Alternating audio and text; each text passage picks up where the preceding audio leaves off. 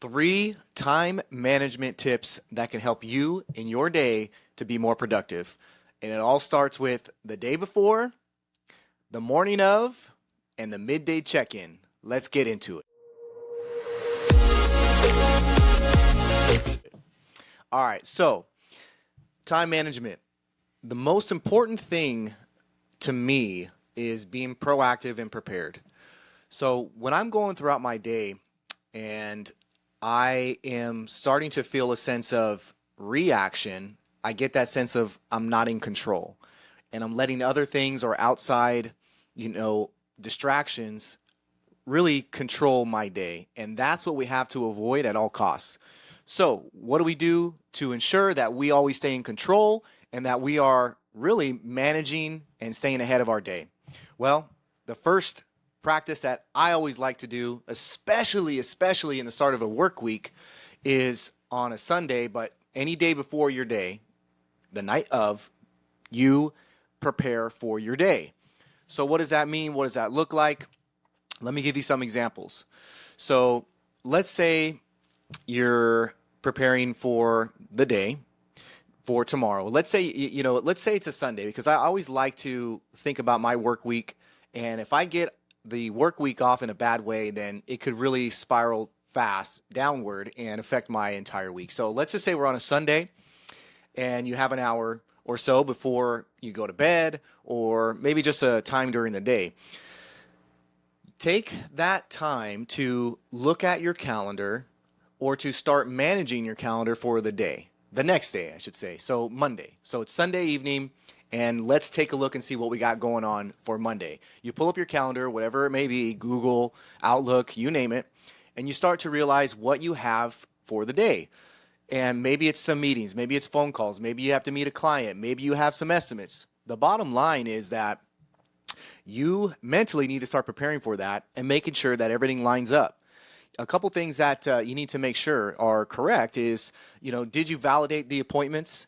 Did you ensure that the actual logistics of your day line up correctly? So for example, if you're going to drive somewhere and it maybe is an hour out of the way compared to your next location, then you might want to dial that in, and so that you can make the most of your day and line them up strategically so that it makes sense.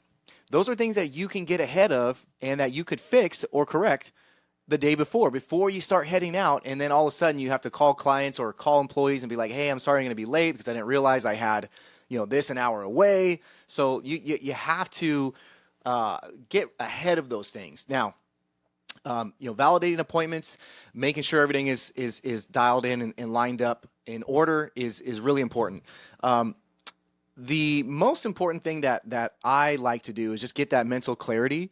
So having peace of mind, knowing your day is structured right the day before, really puts me at rest, and I end up actually having a better night's sleep.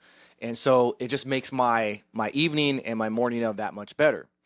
So very rarely when I have a good grasp on what is happening the next day, do I start in a reactionary or bad or negative mindset. So preparing the day before really is just a tip that I would recommend everybody really put in place.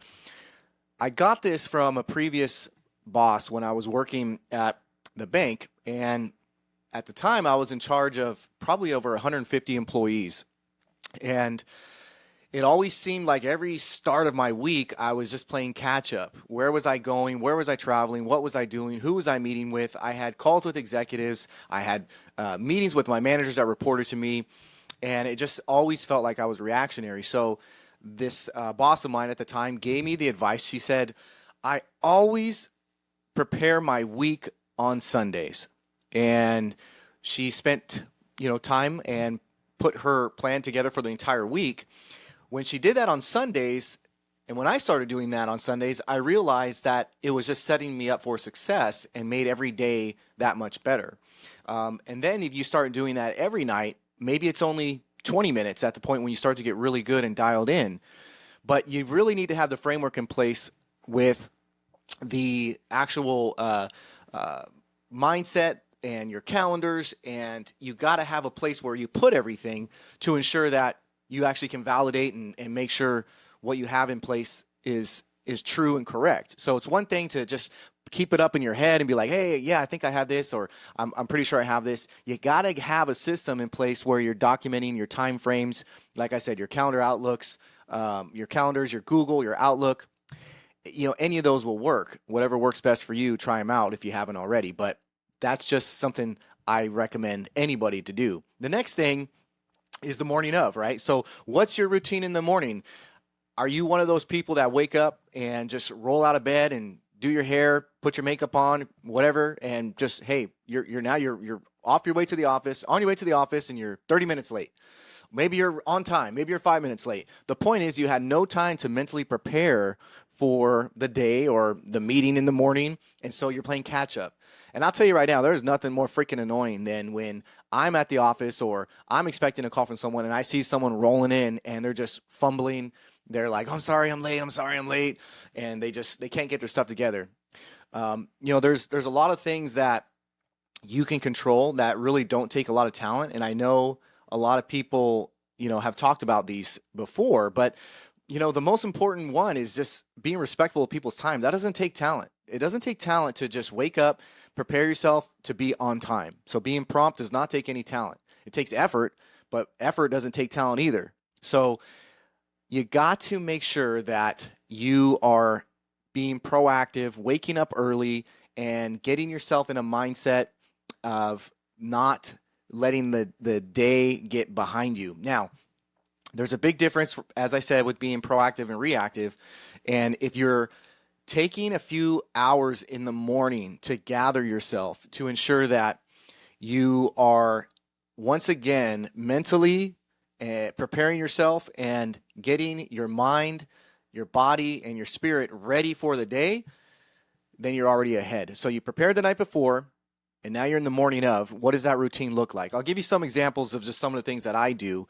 And, it doesn't happen every morning, doesn't happen in any particular order, but I can tell you 6 days out of 7, generally these things happen for me. I spend time with my wife. We talk a little bit and we, just go over a few things.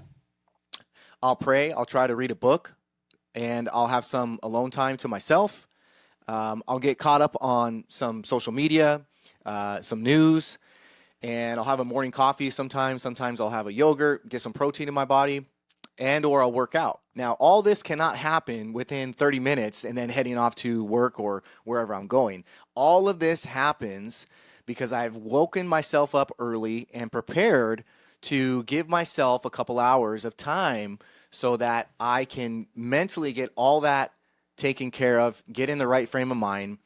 And remember, the night before, that was for the day. The morning of is for myself. But all of that works together to give me some harmony so that I can have a great start to my day or the morning of. So that is just 2 of the tips that I practice daily. Now, the third one is the midday check-in. So what is the midday check-in? It's so easy for us to let's go to lunch, let's do this, and let's just get away from work. And I'm not saying that's not bad, but what I like to do is make sure that I'm on track for the day. It could be the late morning, 11, 12 o'clock, whatever works best for you. It doesn't need to be a set time. And that's another thing. All of what I'm saying is what works best for you. And there's this lane of what I'm giving advice on, and make it work for you, but try to stay in that lane. It doesn't need to be at the night before at 10 o'clock. If you have time at 12 o'clock, take a look at your day. The morning of, you don't have to wake up at 5 o'clock. If you have to be at work at 10, maybe you wake up at 7. Whatever works for you, these are the things that work for me. Now, the third thing, the midday check-in. So give or take around midday, I like to kind of see and feel what I've accomplished. I'll look at my calendar. I'll realize what took place. I'll kind of reflect on it. I'll see what still has to be done. And I will ensure that I approach the last part of my day with a mindset of let's get the important things done and try to follow through on what we sought out in the morning or the night before. So that gives you a chance to reevaluate, adjust, and ensure that you try to finish strong, right? Because we got to celebrate the small wins, people. So we finish strong, and then we have a sense of accomplishment, and then we feel good about how we end the day, and then it just repeats itself. Now, a few things I do not want you to get caught up in. Don't try to always take every text or every phone call.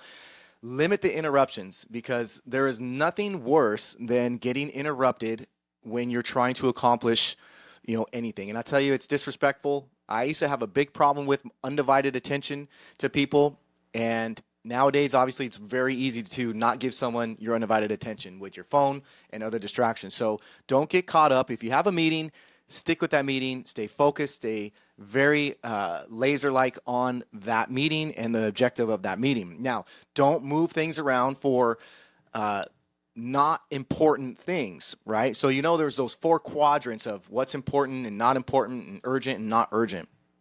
You got to stay out of the quadrant where it's not urgent and not important, right? Checking your social media midday in the middle of a meeting is not important and it's not urgent. You need to stay away from that. So I'll try to give you some visuals on that 4 quadrants of time management if you're not familiar with it, but you need to stay away from the non-urgent, non-important things.